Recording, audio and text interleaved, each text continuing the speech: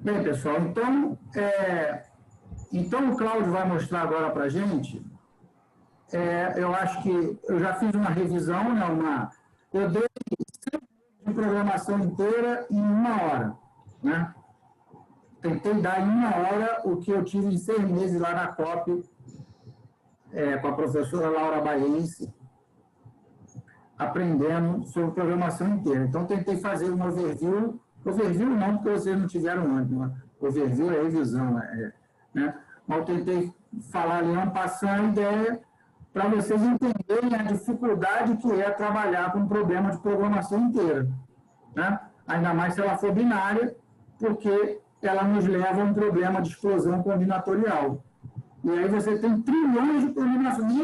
Nem o computador quântico consegue chegar em todas as combinações possíveis.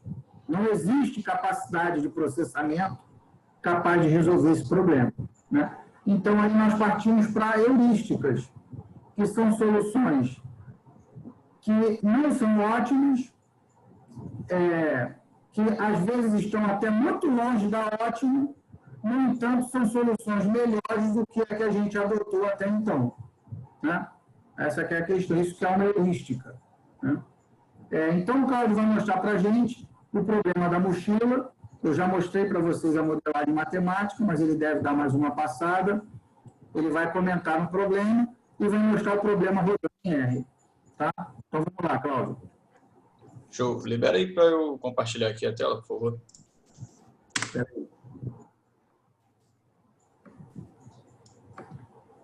Vai.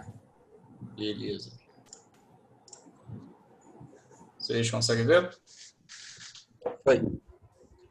Show. Sim. Conseguem me ouvir bem? Tem alguma falha, alguma coisa? Passei uma pergunta aqui no microfone agora. Também, cara, tá tranquilo para ouvir, para visualizar. Show. Pessoal, então boa noite. Como aí o overview, a visão aí, não foi bem uma revisão, né? Como ele falou, foi uma visão que ele passou aí de 1 hora, num assunto que eu passei um aperto também para aprender esse negócio aí, que eu tenho certeza que ainda estou longe de aprender ele de um jeito, não vou dizer completo, né? Mas um jeito que seja mais satisfatório. Mas eu estou chegando lá, um dia eu chego lá. Que é o Knapsack Problem, um dia eu chego lá. Então, o Knapsack Problem, que separei aqui no sumário sobre o conceito, modelo matemático, dar uma passada mais rapidinho, que o nosso foco aqui é fazer no R. Eu separei cada bloco de código sobre cada etapa de fazer isso no R. Algumas considerações importantes, as heurísticas e tudo mais, o professor Marcos já deu uma passada aqui. Vou só dar uma revisada para a gente manter a linha de raciocínio, beleza? O conceito do Knapsack, aqui eu coloquei aqui para você imaginar que você é um criminoso, você pretende assaltar uma joalheria, mas você está sozinho e só possui uma mochila para carregar o máximo possível de objetos. Aí como que você vai levar o maior número possível de objetos de valor otimizando o peso? Né? Foi bem aquele exemplo que ele colocou, que ficou manipulando os dados e tal. Então, como que a gente consegue fazer isso? Como que a gente consegue levar o máximo de valor, aproveitando também a capacidade, nem sempre necessariamente o item de maior valor é o que deve ser o primeiro a ser seguido. E, basicamente, o Knapsack Problem, ele tem um compartimento, ele tem várias alternativas e tem um objetivo. Né? Um compartimento que é a mochila, que é o espaço limitado em questão. Isso pode ser espaço físico, pode ser pode ser limitação de dinheiro. Vamos supor que a gente tem um projeto orçamentário. Não tem espaço físico, mas tem um dado dinheiro que tem que ser usado só até aquilo ali, porque se passar daquilo não tem mais dinheiro. Também pode ser considerado um espaço. E todos eles são representados metaforicamente pela mochila. Tem as alternativas, que são as escolhas a serem inseridas na mochila. Se é um espaço físico, a gente vai estar colocando objeto. Se é um espaço metafísico, como um projeto orçamentário, vai ser qual projeto vai ser construído. Enfim, tem a limitação e tem quais coisas você vai colocar dentro dessa limitação. E o objetivo, que geralmente é a maximização. A gente está procurando o maior número de opções, o maior em peso, o maior em valor. O que a gente está procurando? Geralmente é o maior valor otimizando o peso dentro desse problema. Tem aí o modelo matemático, uma resumida de tudo que o professor Marcos falou aí agora. E também é interessante perceber que tem variantes do problema da mochila, que tem o problema simples, onde você tem uma mochila e vários objetos de valor. Tem o problema múltiplo, onde você tem mais de uma mochila ou uma mochila com vários bolsos diferentes, de diferentes capacidades, e cada objeto tipo do seu valor.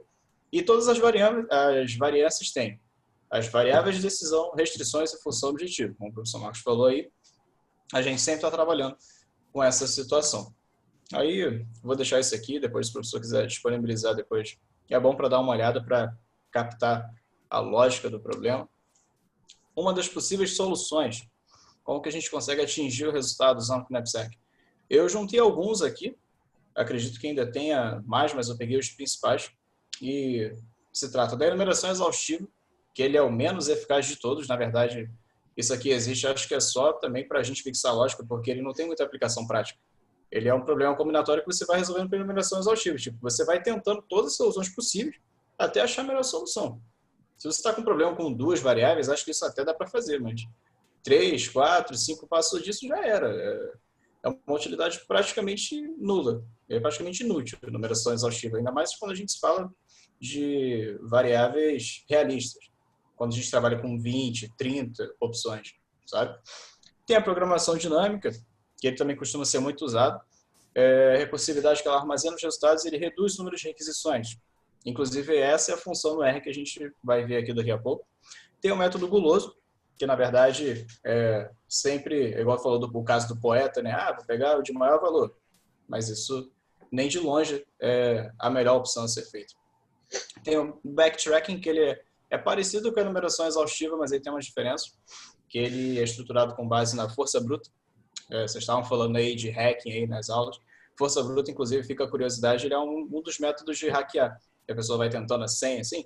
Backtracking é muito parecido em computação para fazer isso também. E tem um algoritmo de aproximação gulosa. Ele se baseia na ordem decrescente de valor por unidade de peso. Tem o método e tem o algoritmo que ele origina do método. E esse algoritmo aqui, ele vai pegando o maior e vai enumerando tudo de acordo com o que você colocou, segundo o método guloso, né? Tem as considerações importantes, que se trata da explosão combinatorial. Na documentação, se não me engano, acho que é 2 elevado a n, onde n é o número de opções. Não sei se eu estou certo quanto a isso. Mas, enfim, o fato é que é elevado, é exponencial. Então, você vai aumentar o número de opções? Parece para fazer assim, rumo ao infinito. Então, por causa dessa explosão combinatorial, que a gente entra no ramo das heurísticas, que são os processos cognitivos empregados em decisões não racionais, sendo definidas como estratégias que ignoram parte da informação com objetivos de tornar a escolha mais fácil e rápida. Ou seja, resumindo bem, é o que o professor Marcos falou. Não quer dizer que é ótima, é a solução ótima. Às vezes pode até estar muito longe da ótima, mas é uma solução muito melhor do que se a gente, sei lá, fizesse um Uniduriter da vida, sabe? Então, só escolhesse com base na intuição. Então, apesar de a heurística não ser ainda aquele mundo ideal, né, vamos dizer assim, porque a gente ainda não tem capacidade de fazer isso, capacidade nem cognitiva, nem computacional de fazer isso, ainda está anos-luz à frente do que se a gente fizesse sem usar uma heurística, sabe? Aí tem os 3 passos cognitivos fundamentais na seleção de uma heurística, que é a procura, parar de procurar e, por fim, a decisão. Se trata tudo gira em torno de tomar decisões, né? Na verdade, a gente todas as vezes se reúne sempre para falar disso, para selecionar a melhor decisão possível. E agora vamos partir para a mão na massa. Vamos pegar aqui uns exercícios em R. Vou começar a compartilhar minha tela toda. Vamos aqui. Não, dá para compartilhar o RStudio. Ficou melhor ainda. Vocês conseguem ver? Sim. Yep. Sim. Show, pessoal. Sim.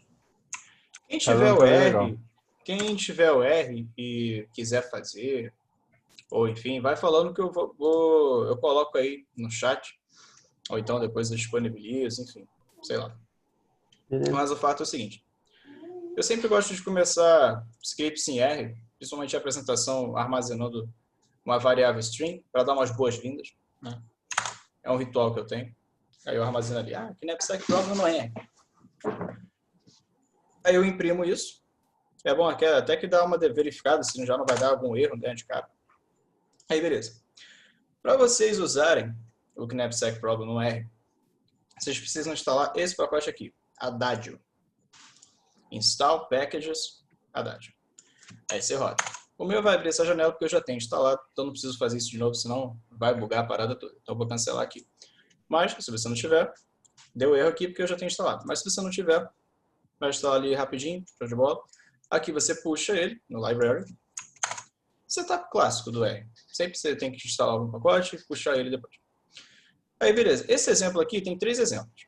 Esse primeiro aqui, ele é um exemplo muito cru. Eu não coloquei contexto, não coloquei nada. A parada é só para visualizar o código mesmo. O exemplo 2 e o exemplo 3 tem um contexto. O 2 se trata da quantidade de compartimentos para colocar dentro de um caminhão. E o 3 é um projeto de distribuição orçamentária. Você tem dado dinheiro, precisa selecionar alguns projetos, e você não tem dinheiro para todo mundo. Então, você tem que selecionar os melhores e quais são os viáveis no momento. Mas esse aqui não tem contexto, é só para dar uma olhada como que funciona a função.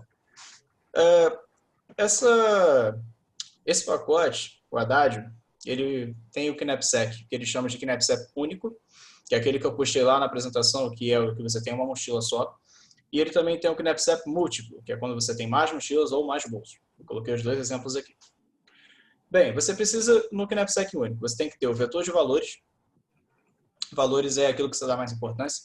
Pesos, que pode ser peso, considerar como se fosse peso pesado mesmo, de quilo, ou peso de acordo com o grau do contexto do que você está fazendo.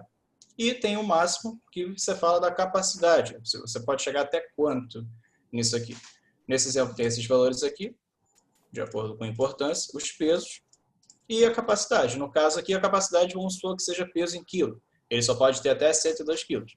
Aí tem toda essa sequência de pesos aqui, e o algoritmo ele vai rodar para ser o melhor. Qual é a melhor solução disso aqui? Tem o vetor solução, chamei de isso. Aí você puxa o Haddad, o M, knapsack, isso aqui é a sintaxe do código, não tem bem uma lógica, uma regra para isso, isso aqui eles só fizeram desse jeito. E você insere os valores, os pesos e a capacidade. E por fim, você faz aqui o retorno do resultado. Vamos lá, vamos carregar os dados aqui. Show, carregou. Aqui a gente resolve no vetor solução. E por fim a gente retorna o resultado. Aqui, deu o resultado aqui. 1, 1, 1, 1, 0, 1, 0, 0. Nos outros isso está melhor estruturado. Inclusive o Miguel que me ajudou nessa, saiu um troço mais bonitinho. Mas nesse primeiro aqui, é bem no olhômetro mesmo, para ver como que o código é. Tá aqui, os 4 primeiros ele considerou que vai entrar, ou seja, vai entrar o 2, o 20, o 20, o 30. Então, vamos somar aqui, 20, 20, 40, com 30, 70, 2, 72. O próximo é 0, então ele falou para esse aqui não entrar. Esse 40 não entra. O próximo é 1, 30.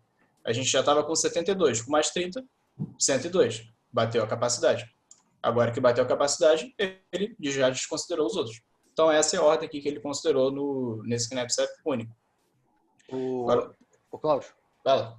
Desculpa, cara, só uma dúvida. Pode falar. Você, em algum momento aí, você definiu quais que eram as restrições? Ou esse comando ele já é dessa forma? Como assim? Essa função? Pode explicar melhor essa pergunta? A restrição aí que você está trabalhando é com restrição binária, né? 0 ou 1. Mas nem todo problema vai ser assim, né? Então, quando a gente está falando de programação inteira, necessariamente tem que ser 0 ou 1, porque só vai entrar um inteiro. Por exemplo, a gente está falando aqui de projeto, é uma coisa que a gente está fazendo por lá. Não tem como você fazer 50% de um projeto. Vamos supor que a gente vai colocar para fazer um navio, um submarino. Se a gente usar programação linear normal, né? Normal não, eu esqueci qual é o termo certo, porque tem inteira, aí eles falam linear, não sei se é não inteira, enfim. Tem linear. Pode ser inteira, mas essa especificamente é binária. Então, minha pergunta era essa, porque se não for binária, se for só inteira, é um comando diferente? Sim, é um comando diferente. A restrição é diferente, né? A restrição das variáveis de decisão é diferente, né? Sim. A restrição é que o XI, ou XIJ, ou XIJK tem que pertencer a racionais, né? Na programação inteira, eles têm que pertencer a Z. E já aí na binária, o XI, XIJ, seja o que for, tem que ser 0 ou 1, né? Então, aí você vai amarrar a variável de decisão de acordo com, é o que a gente chama de restrição de integralidade, né? A gente vai amarrar de acordo com a natureza do problema. Se eu quero saber quantos metros de tecido eu tenho que usar, é um problema de programação linear, porque eu posso ter qualquer número fracionário de tecido. Se eu querer saber quantos homens eu tenho que contratar para a obra, é um problema de programação inteira, porque eu tenho que contratar ou 17 homens, ou 18, ou 25, eu não tenho como contratar 17,4 homens. Né? Agora, se for um problema, como o Cláudio está falando, de portfólio de projetos, eu vou levar ou não vou levar o projeto 7, porque eu não tenho como levar só um pedaço do projeto. Porque se eu levar vários pedaços, vai acabar que eu não vou executar projeto nenhum. Né? Então, ou eu levo o pacote do projeto inteiro, com o custo dele, e vejo qual o retorno que ele vai me dar, ou eu não levo aquele projeto. Né? Então, a gente volta para o que a gente sempre fala, né? Tudo tem a ver com o entendimento do problema. Né? Para definir as variáveis, qual modelo matemático a gente vai usar, tudo tem a ver com o entendimento do problema. Se você entender o problema errado, você vai modelar ele errado e o teu apoio à decisão não vai apoiar ninguém em nada. Exatamente. Então, nesse caso, sim, necessariamente ele vai ser binário, porque se trata de escolha de coisas que não tem como a gente partir, entendeu? Então, vamos lá. Tem o exemplo 2 aqui, que a gente tem um caminhão que está carregando um pacote, está carregando pequenos, grandes pacotes, enfim, vários pacotes, e a gente tem que maximizar o valor, até porque quanto menos viagens o caminhão for dar, é melhor para todo mundo, para quem está dirigindo, para a empresa, para o cliente, para, enfim, todo mundo mesmo envolvido. Então, a gente vai tentar maximizar aqui e em função do espaço. Aqui a gente está falando de espaço físico mesmo.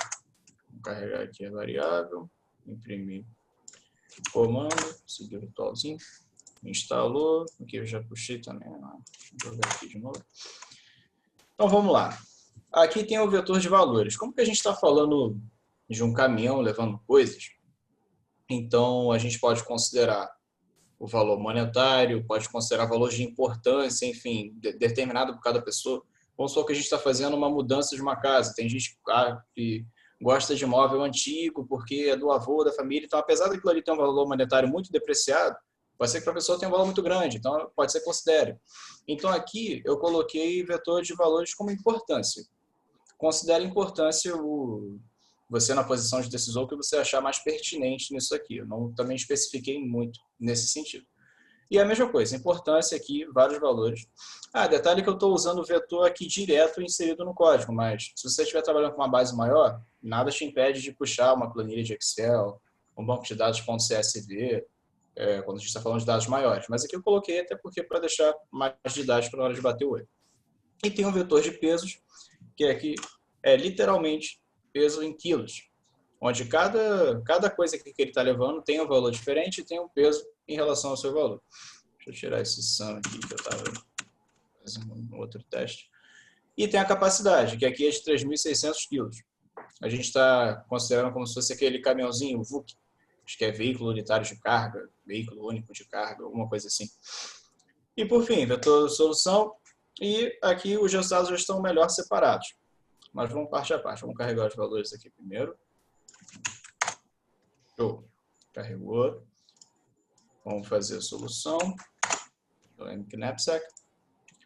Retorno do resultado. Que tem toda essa parte aqui. Resultado binário e tal. Inclusive os créditos aqui, também vou dar para o Miguel, que ele deu uma moral nisso aqui. A gente estava quebrando a cabeça para fazer essa parte. Mas que bom que saiu.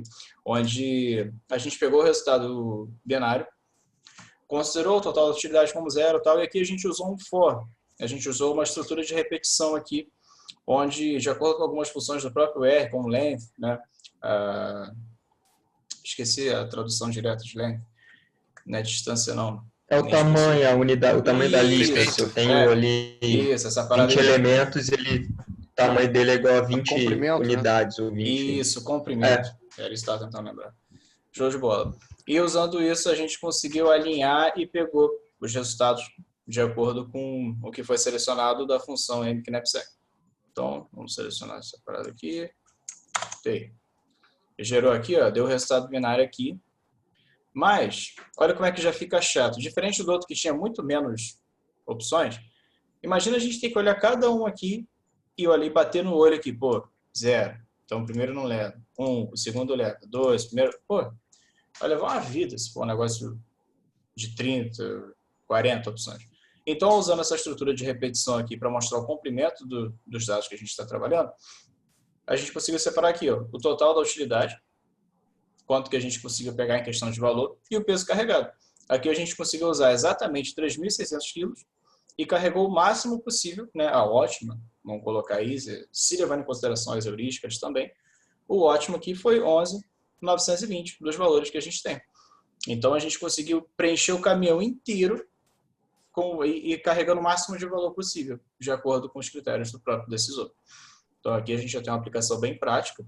Se a gente conseguir colocar isso em alguma empresa, alguma coisa de logística, certamente, claro, se eles forem abertos às novas ideias, será muito interessante. Fala. Desculpa, cara. Pode falar. Você aí fez um for para verificar, né, 0, 1, e depois foi no vetor dos pesos e dos valores e foi somando, foi acumulando. Foi isso? Exatamente. Tá, valeu. Show. Agora eu vou dar uma apagada aqui. E esse é um que acredito que seja de interesse até de qualquer pessoa, cara, porque a gente está falando de orçamento de projetos. Mas se a gente pegar aqui, por exemplo, um salário mensal, não deixa de ser um orçamento. E ao invés de projetos, pode ser, sei lá, as coisas que você quer comprar, as coisas que você precisa comprar, enfim, isso aqui é uma coisa que tem uma aplicação, acho que para qualquer coisa que existe na Terra, porque tudo a gente gira em torno do dinheiro. Então, esse aqui é um que eu acho bem interessante. Carregou aqui, imprimiu. Instalou, vamos puxar isso aqui. Já tinha puxado, mas vamos falar de novo. E aqui a mesma história. Tem o vetor dos valores, que é a importância. E aqui eu coloquei o vetor de valor monetário. Por quê? Porque a gente está falando de orçamento, então é dinheiro que a gente está trabalhando aqui. A capacidade, a restrição da capacidade, ela está diretamente associada com o dinheiro, ou seja, se passar daquele valor não tem como pagar mais, então não pode passar daquilo.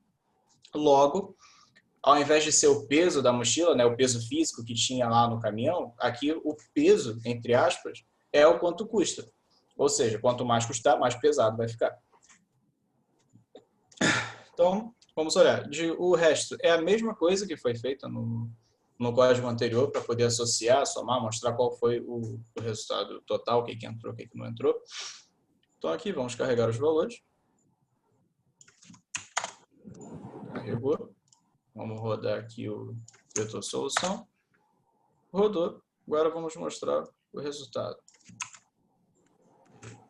O R é lindo, cara. Aí, beleza. Se você quiser dar um olho aqui, você consegue ver um a um. Claro que dá para estruturar também um data frame, você consegue fazer uma tabela para conseguir bater o olho e visualizar melhor. Mas, por fins didáticos, eu estou tentando focar realmente na função do MKNAPSEC, que é, na verdade, a essência da nossa conversa de hoje aqui. Aí tem o total de utilidade, o quanto de valor a gente conseguiu juntar nisso aqui, que foi 112, juntando todos esses valores aqui em questão de importância. E o total do custo, 598 mil. Lembrando que o limite do orçamento é 600 mil, que eu coloquei aqui. Pô, 600 mil. Conseguiu liberar 598 no máximo de valor, então foi bem aproveitado, né? Não sobrou muito e conseguiu juntar bastante valor. Então, quando a gente está falando com o KNAPSEC, a gente necessariamente está falando de trabalhar com restrições que são muito críticas. Pô, espaço, não tem como você... Pô, dois corpos não ocupam o mesmo espaço, então não adianta tentar fazer mágica. Você precisa realmente pensar de uma forma mais inteligente para aquilo. Dinheiro não dá em árvore, então quanto melhor você conseguir pensar em relação ao que você está trabalhando, certamente você vai ter resultados melhores, sua empresa, sua organização, para quem você trabalha, o projeto que você está envolvido. Enfim, isso beneficia todos que estão envolvidos. E claro, como o nosso querido amigo aí, o Napoleão, ele diz, nada é mais difícil e, portanto, tão precioso do que ser capaz de decidir. Claro, abrindo aí um parênteses, do que ser capaz de fazer boas decisões. Porque, né, o professor Marcos mesmo mencionou isso numa das aulas dele, que todo mundo decide, é verdade.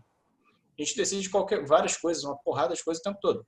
Mas, se a gente consegue refinar esse processo decisório, porque a gente é falho enquanto humano, e a gente consegue refinar esse processo decisório, fazer com que a gente tenha a maximização de ganhos e a otimização dos recursos que a gente tem, é claro que a gente consegue ter uma vida melhor, consegue fazer coisas muito mais grandiosas do que se a gente estivesse trabalhando apenas com a intuição. E desde já agradeço todo mundo aí que está reunido para ouvir e com certeza vamos continuar tomando as ótimas decisões depois desse aprendizado. Valeu.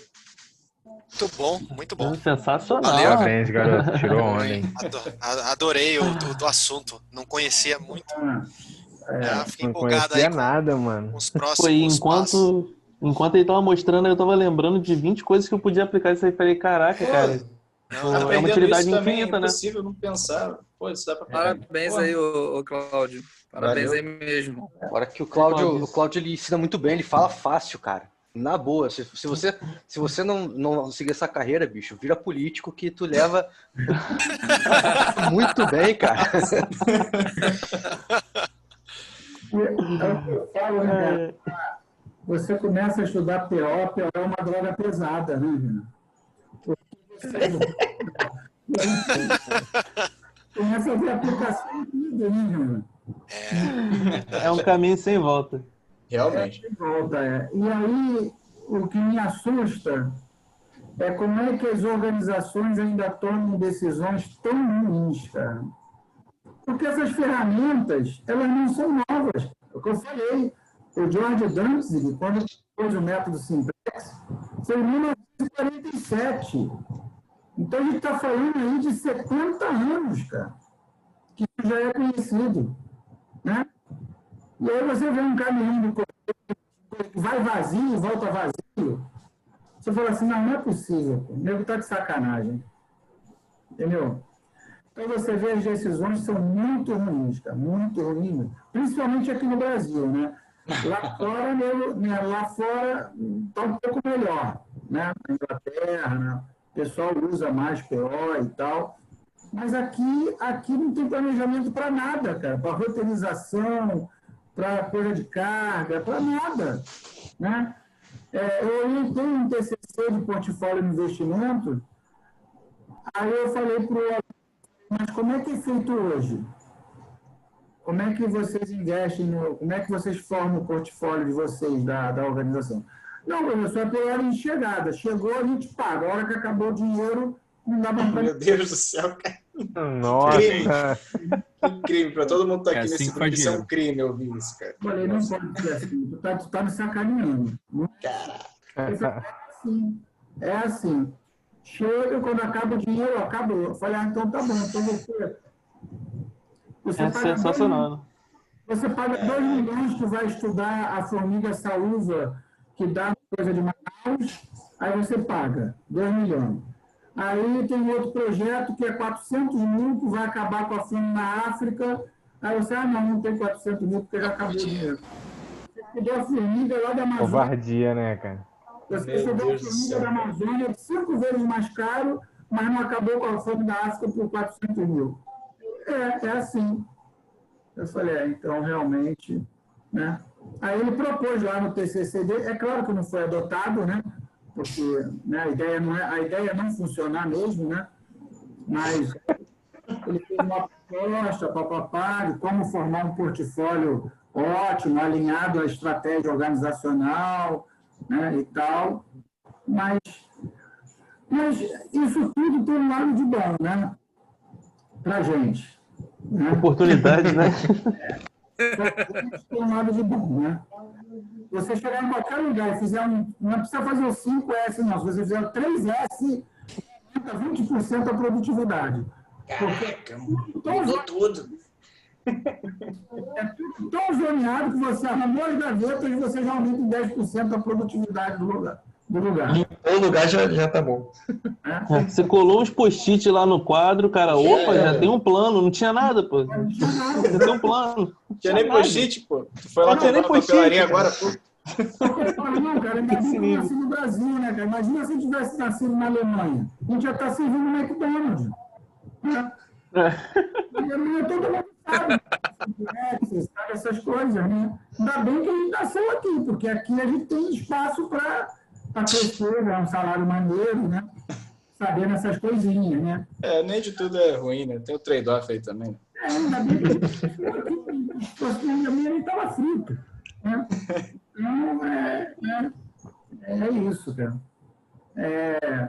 Então, assim, esse assunto, eu acho que é um assunto muito legal, eu gosto de programação matemática, né?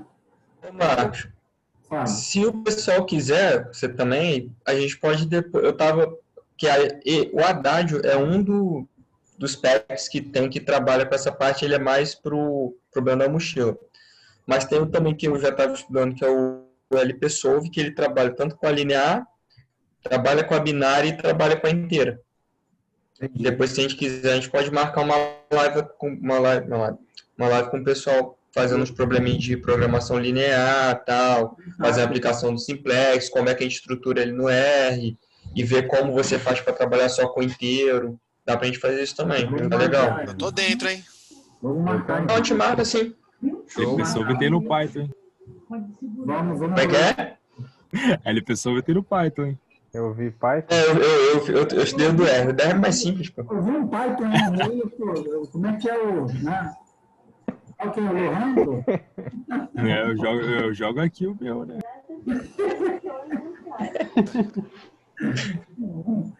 Mas é isso. O Miguel já me olha, eu sei fazer aqui no R e tal. Se alguém souber fazer no Python, a gente faz no Python, né? Também. Parar de resolver, pô. Esse negócio é resolver o problema, pô. Aí chega um Baldini aí. Não, eu sei fazer na calculadora do Excel aqui com 2 vezes. Eu aperto espaço 2 vezes e... Já aparece gráfico, já aparece vídeo, tudo. Saiu óleo. Mas o professor, professor, boa noite. Esse problema é muito, esse NetSec problem é muito legal.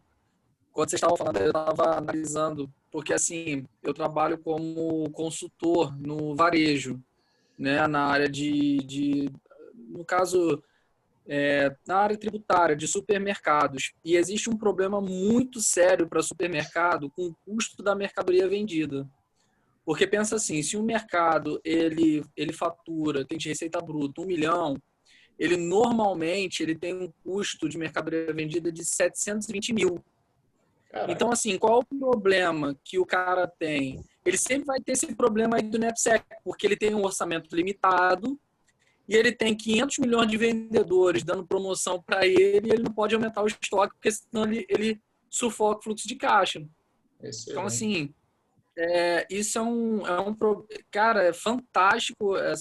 Até agradeço aí, Cláudio, professor, porque, assim, isso tem uma utilidade muito grande para o que eu trabalho. Por exemplo, a gente fez aqui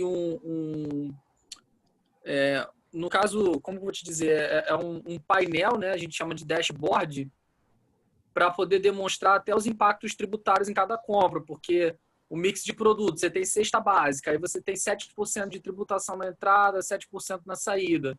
Você tem produto que é tributado, tem produto que não é. Enfim, e aí tem um mix de produto do cara, curva ABC de entrada e ABC de saída, no caso da venda. Então, quando vocês falaram desse problema aí, essa é a luta do supermercadista todo dia. Ele tem um fluxo de caixa apertado e ele tem um custo da mercadoria vendida alta. Se ele fica com 80% dentro do mês, ele já perdeu o lucro dele e não consegue pagar imposto. Entendeu? Então, isso é um controle muito bacana. Parabenizar aí. Estou muito feliz de participar e aprender mais isso, cara. Valeu mesmo. Isso é um problema que possivelmente, antes de ter visto aqui, nenhum de vocês conhecia.